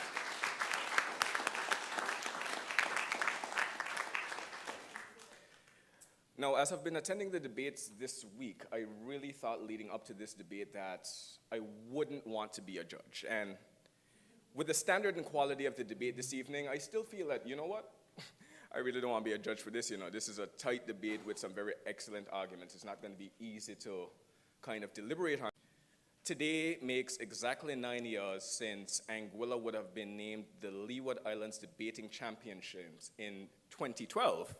So there was a picture with myself, along with the Honorable Minister of Education, Ms. Deanne Kentish-Rogers, Ms. Skellicky, who is also in the room, as well as Dana, Ms. Teacher Dana Fleming, Ms. Deporah Bannister, and Ms. Senegal Carty. So yes, that was the first thing that I saw when I would have woken up this morning in mentally preparing to come and judge this debate tonight. So it was a very nostalgic moment, and it brought a sense of pride. Debating has been something that, to me personally, has been something that I attribute to a lot of my personal development, and seeing the standard and the caliber of the debaters that have presented themselves not only tonight, but over the course of these 3 nights, it's very reassuring that the literary and debating society has been left in good hands. They're operating at an excellent caliber. I mean, watching the standard of the rebuttals this week, it was just outstanding. I remember going up on stage and being so nervous. I talked it about what? Contracting a baby as it was a new type of STD in Antigua. So there were none of those big blunders, none of those nerves, or at least not obviously, so I commend you all for that. You ready now? What about you? Yeah? Okay then, so I'll get right back into the feedback. Now, while we would have gone and been deliberating, and sorry we took a little longer than expected, but as I said, it was a very tight debate to deliberate. I know that you'd have taken part in your own discussions. I would trust that it would have been fruitful, so we won't go into the meat of the argument in terms of how the judges felt. One of the things that did stand out to us, though, in terms of what was not present in this argument, I think all of us as judges for this moot, living in the current times that we're living in, we really expected the vaccine to be front and center in this debate in terms of an example of modern technology.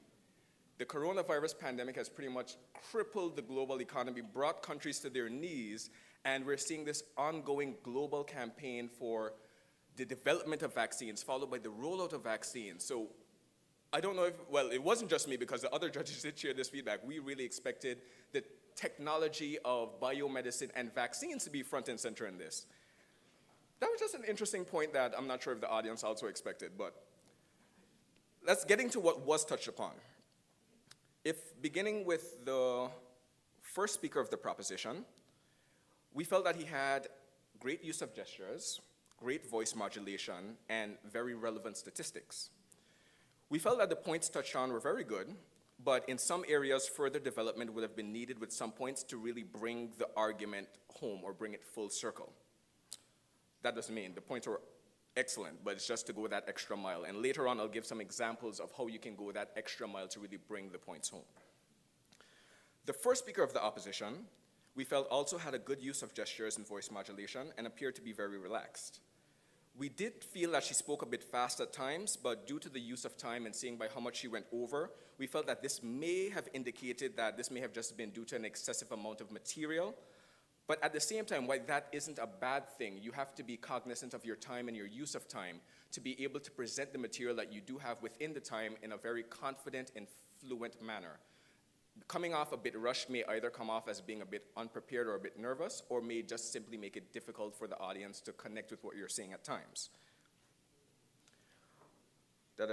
Also good use of supporting statistics and great logical development of the argument. We felt that she had a very dynamic presentation. The second speaker of the proposition, we felt she was very comfortable with the material and had a very calm presentation when delivering. But we felt that at times she was a bit too tied to the material.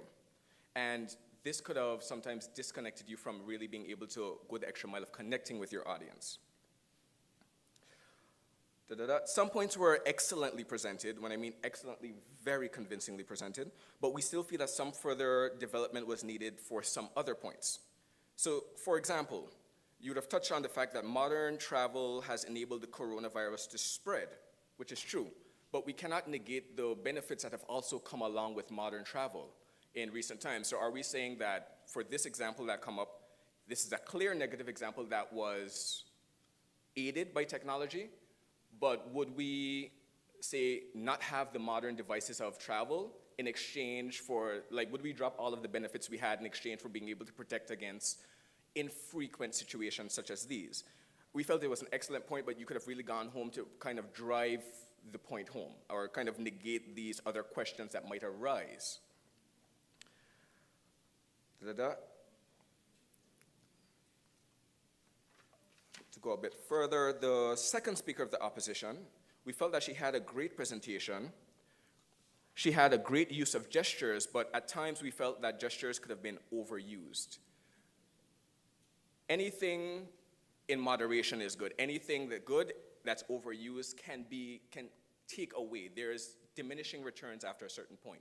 So there are times where the gestures are great for driving your point home, but there are times where you need to relax, because sometimes when you're talking and your hands are going all over the place, it's actually distracting the audience from what it is you're saying.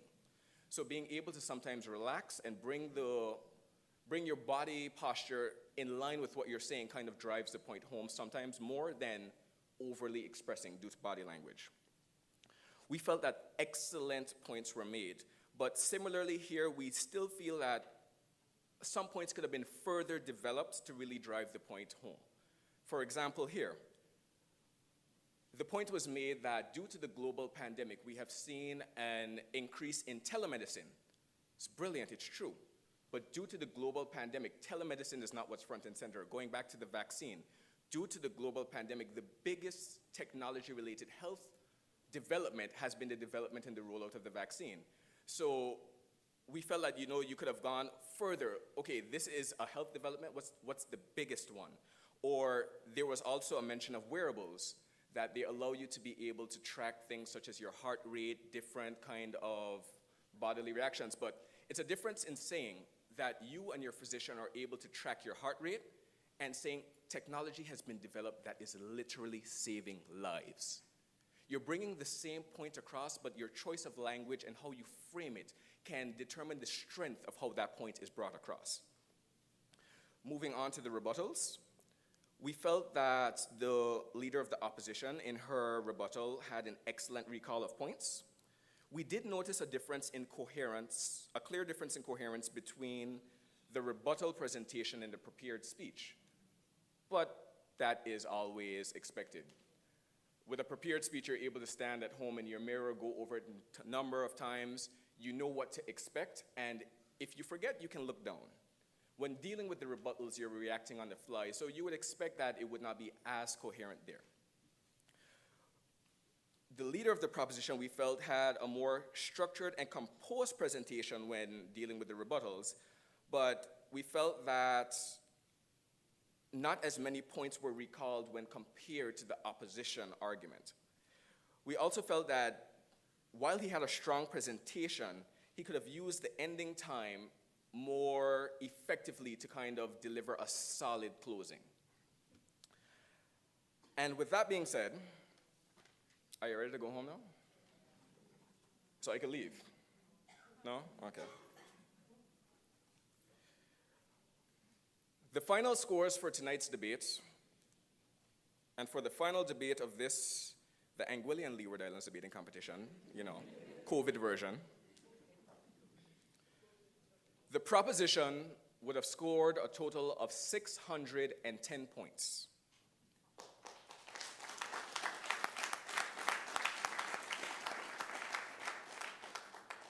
The opposition would have scored a total of 647 points, making the opposition the winners of tonight's debate. We would like to congratulate all debaters for an excellent job well done, and we would like to highlight the fact that you are all winners. The difference between 2012 was that we all shared the trophy. The difference is tonight, some may feel like winners, some may feel like losers because, there's only one winning team. But don't forget, all of you represent Team Anguilla, and when we return to the Leeward Islands debating competition, we are taking that trophy home. Once again, congratulations to all of our debaters.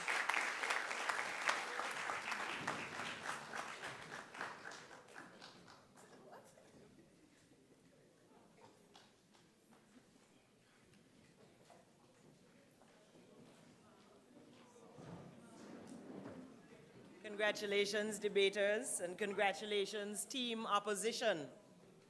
I believe as it's the final night, we will have a presentation of trophies. So at this time, I'd like to call on Mrs. Rita Celestine Carty, principal of the Albina Lake Hodge Comprehensive School, and Mr. Carl White to present the trophies and awards.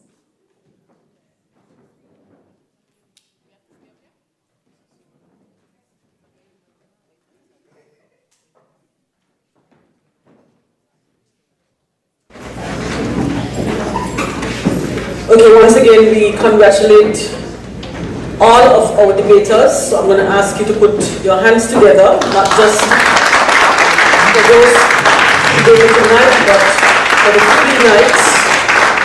I think you can do better than that. These students are putting a lot of work.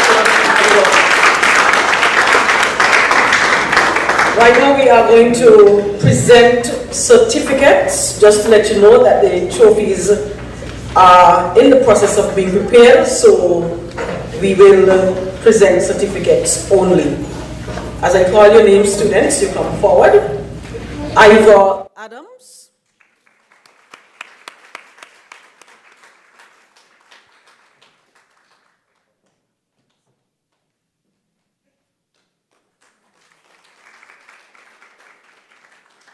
Elector Kiria Adams.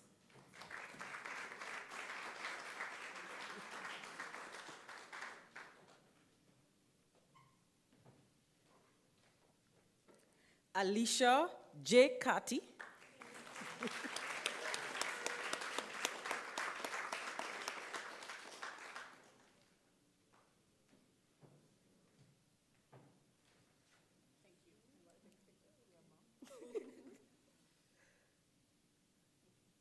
Kishana Edwards.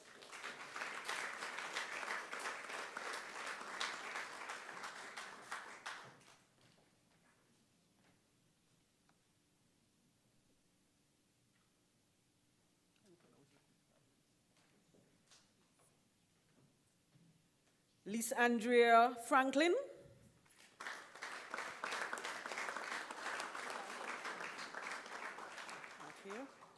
Jisani Gums.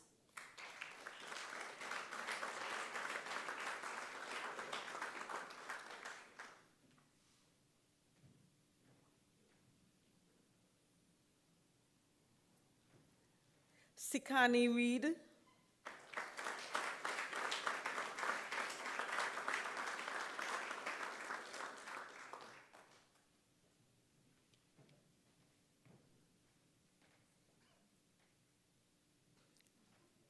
And last but not least, C.C. Walker.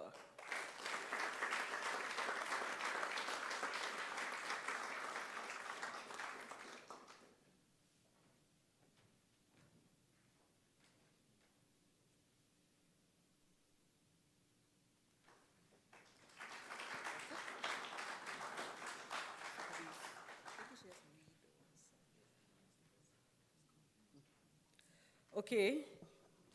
Just to remind you of the winners for each night. Winner for winners, that is night 1, Ivor Adams and Kishana Edwards.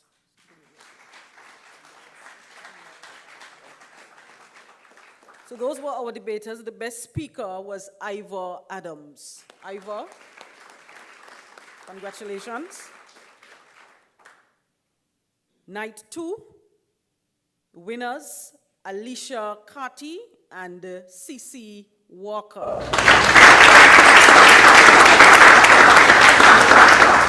Best speaker of night 2, Jisani Gums. Winners, night 3, Alicia Carty, that is tonight, and C.C. Walker. And as you know, our best speaker for tonight is Alicia Carty. Overall, best speaker is Alicia Carty. Congratulations.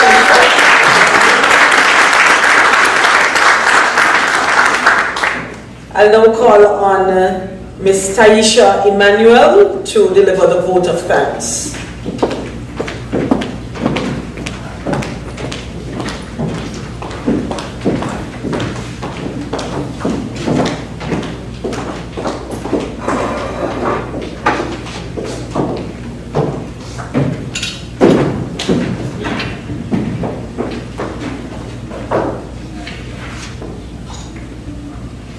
Good evening, everyone. As we come to the close of the Albino Lake Hodge Comprehensive School Literary and Debating Society Local Debate Series, It gives me immense pleasure to extend thanks to all who made this event successful. On behalf of the staff and students of the ALHCS Literary and Debating Society, I would like to thank Mr. David Christmas for willingly chairing and moderating the first night proceedings, to Ms. Sharianne Francis and Ms. Tiandra Carty for the beautiful rendition of the national song and school song, to Mrs. Rita Celestine Carty, Mr. Brent Romney, and the Honorable Minister of Social Development and Education, Ms. Deanne Kentish Rogers, for the wonderful remarks and words of encouragement, to Ms. Regine Niles for chairing the second night, and to Mrs. Nikishma Rogers Hull for moderating the second night debate, to Mr. Ivan Francis for blessing the second night's proceedings, to Dr. Michelle Quealy for chairing night 3 proceedings, to Ms. Farah Banks for moderating night 3 proceedings, to our judges, Mr. Kenneth Porter, Mr. Carrot Kentish, Mr. Collins Johnson, Mrs. Jackson Jeffers, Mrs. Lois Hazel Carbon, Mr. Marcel Foy, Dr. Aidan Harrigan, Mrs. Shelley Rogers Webster, Dr. Barnett Richardson Lake, Mr. Jose Ventpool, and Mr. Kenvo Regis, to our timekeepers, Mr. Franklin Brandon and Mr. Fabian Brown, to our auditors, Mr. Florian, Mr. Doyle Hughes, Mr. Shakara Richardson, Mr. Neil Gums, Ms. Shauna Richardson, and Mrs. Tamara S. Dale Carty. Special thanks to our coaches, Mr. Dwayne Adams, Mr. Stanley Reed, Mrs. Christy Harrigan, and Mrs. Dana Connor. To our staff sponsors and organizers, a heartfelt thank you for your endless commitments. To our debaters who made it all possible, we are very appreciative of your unwavering commitment. A big thank you to our club members for the snacks and refreshment for every night. We are forever grateful to Flo for providing. We are forever grateful to Flo for providing data to facilitate our live streaming. To Mr. Vaughn Hazel and his team, AI Live, for the YouTube coverage. To Gaff and his team, Titanium Audio Visual, for sounding and the live Facebook coverage.